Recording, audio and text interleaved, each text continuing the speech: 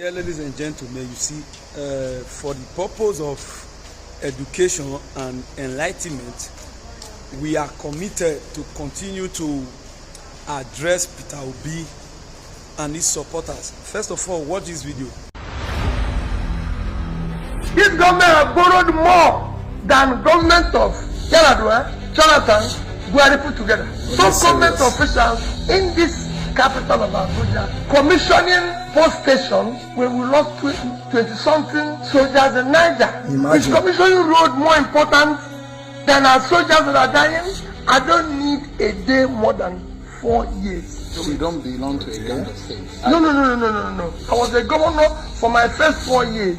I drove 406. For serious? The rest of it, I didn't drive a bulletproof cars. Nobody decided to kill it. They're doing the right thing. Would this be canvassing for a political solution to the case of Nnamdi Kanu? Why is it being held? It doesn't make sense to me. You are an ADC member or a Labour Party member? I'm a member of this, and I'm going to work with this group. Okay.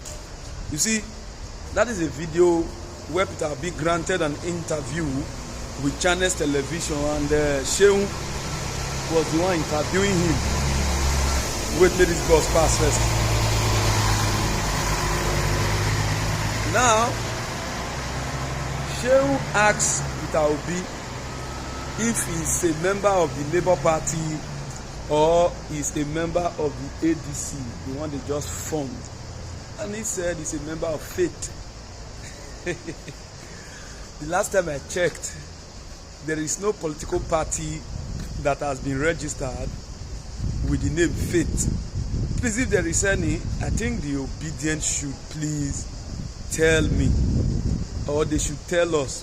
When I told you that Peter Obi is confused, a lot of people thought we are just speaking because we don't like him. A lot of people thought we are just speaking because one thing or another. But the reality is this: if by now Peter Obi do not have a defined political platform where maybe he wants to indicate his interest or with which he wants to run as the presidential candidate for the next coming election, that means to say Peter Obi is fooling himself and he's fooling his audience as well. He's living in a lie. Peter Obi is obviously living in a lie, and people are clapping for him. We are criticizing government, say they commission buses or the commission bus terminal because and people were being buried in somewhere, this and that.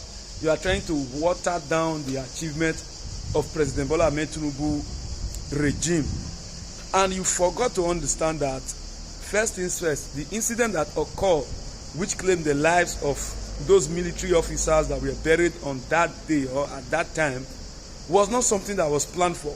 It was a security challenge. It was an insurgency attack on those military personnel, and it happened. But you need to understand that it was never the day that bus line was commissioned, the event of that commissioning was planned.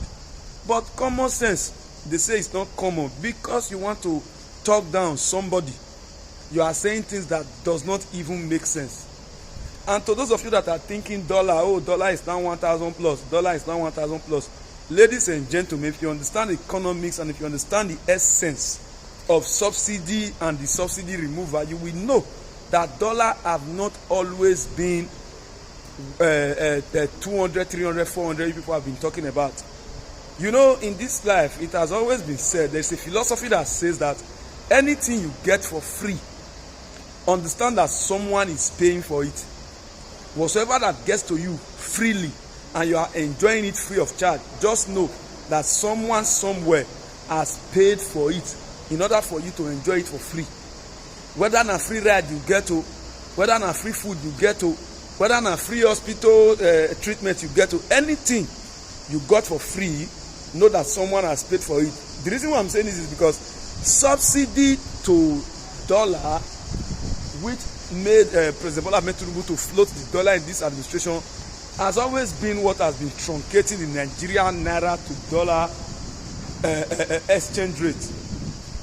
They say you cannot eat your cake and have it, but Nigerians, we want to eat our cake and have it at the same time, which can never be possible.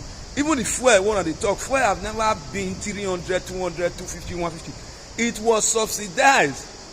And we were eating our tomorrow today. That was the bad side of subsidy, which people will not tell you. The bad side of subsidy was we were eating our tomorrow today.